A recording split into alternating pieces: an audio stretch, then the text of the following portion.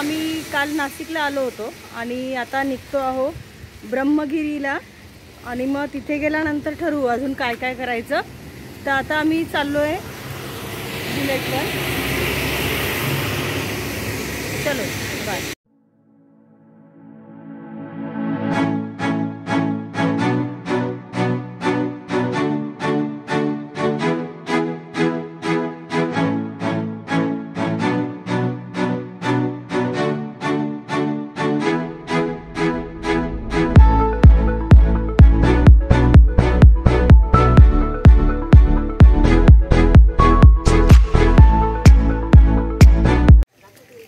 Finally आता आम्ही बेसला पोहोचलोय। आम्ही पार्किंगमध्ये गाडी लावली आहे आणि आता सुरू केलंय ब्रह्मगिरीचा डोंगर। तर किती वेळ लागेल सांगता येत नाही। आता वाजले आहेत 7। बघू आता किती वाजोस्तर वर पोहोचू ते मी सांगतेच तुम्हाला पुढे। आणि सुरुवात केल्यानंतरचं हे सौंदर्य खूपच सुंदर आहे। बारीक बारीक छोटे छोटे धबधबे वाहत आहेत आणि पूर्ण धुकं पसरलं आहे आणि तिथे समोर आहे ब्रह्मगिरीचा बोर्ड। स्टार्टिंगला स्टेप्स आहेत, वरती बघू कसं आहे।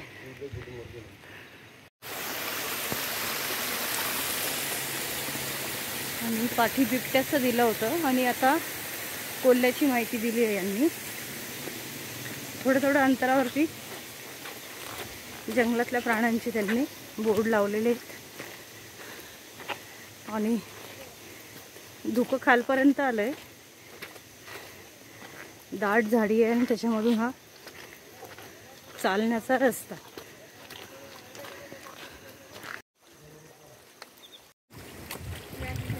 आणि वरती पोचल्यानंतरचं हे दृश्य खूपच सुंदर आहे आणि इकडे जवळच धबधबे वाहत आहेत आणि मागडं खूप दिसते। त्याच्यामुळे सगळं फोन वगैरे आम्ही लपूनच ठेवला होता।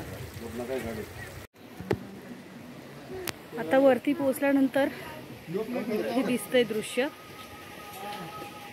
आणि अजून थोडा एक स्टेप आहे वरती चढायचा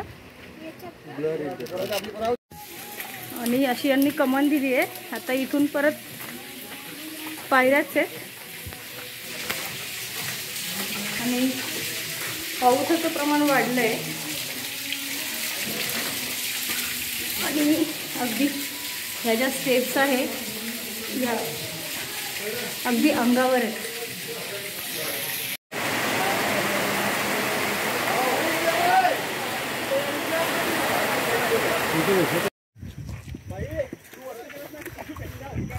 धुकं इतकं दाट पसरलंय त्याच्यामुळे काहीही दिसत नाहीये।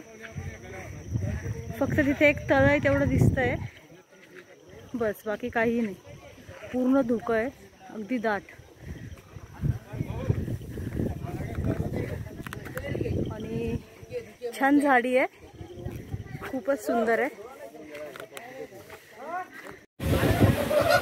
आणि आता आम्ही इथे पोहोचलोय। इथे ब्रह्मगिरी मुख्य दर्शन लिहिलंय। पहाडावरील पहिले व जुने स्थान। आणि इथे पोचलो आणि मूळ गंगेचं उगमस्थान असं इथे बोर्ड आहे।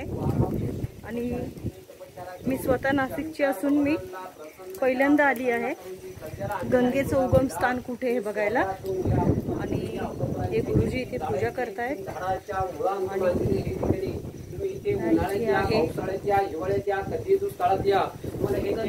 पात्र दिसतंय हे 12 महिने एवढं दिसणार, याच्या वरी येणार नाही, खाली पण जाणार नाही। इथून जी गंगा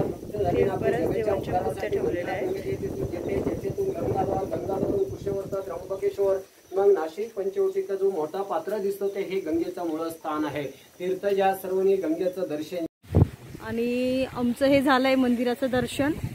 आणि आता हे डोंगराची दुसरी बाजू आहे कारण चढून आलो तर वेगळी बाजू होती आणि ही डोंगराची पाठची बाजू आहे। आणि इथे पण खाली गाव वसलेलं आहे, इकडे मोठा तळ आहे आणि इथे छोटंसं ते मंदिराच्या बाजूने उगमस्थानाच्या इथून जे पाणी निघतंय ते वॉटरफॉलच्या रूपात बाहेर पडतंय।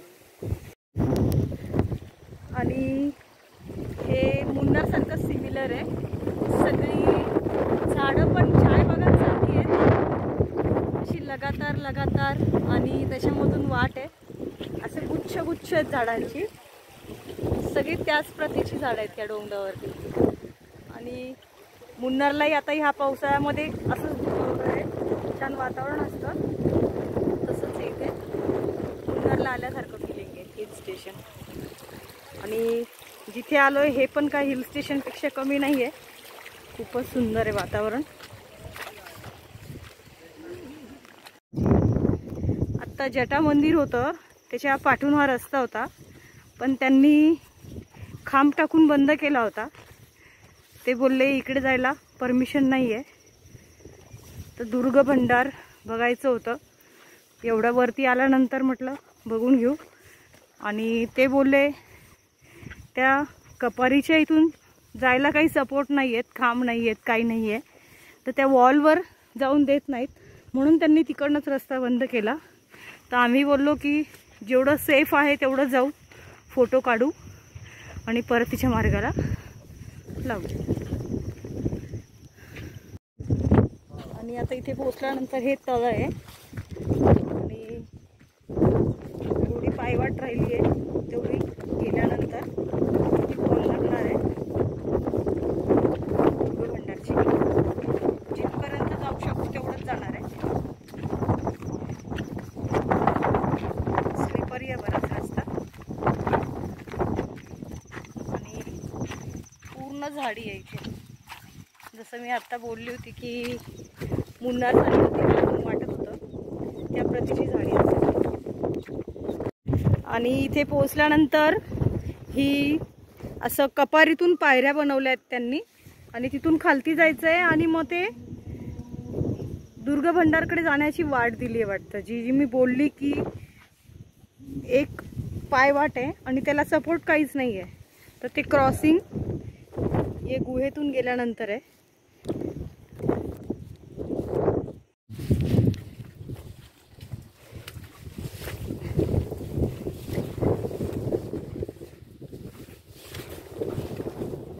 आणि हे गुहेमध्ये पायऱ्या आहेत.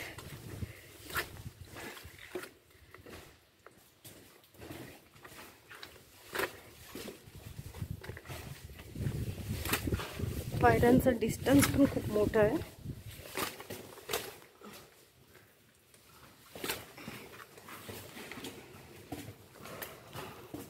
किती आहे खोल? आलाय का?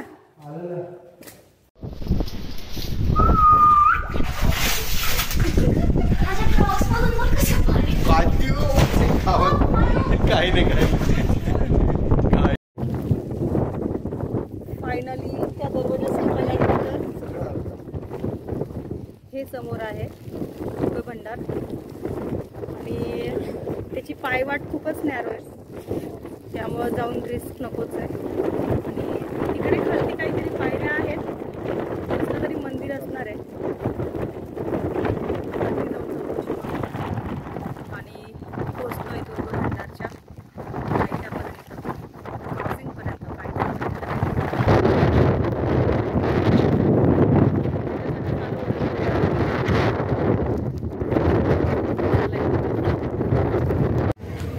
आत्ताच आम्ही ट्रेक पूर्ण करून खालती आलो आहे. ब्रह्मगिरी आणि दुर्ग भंडार दोन्ही पण झालं आहे.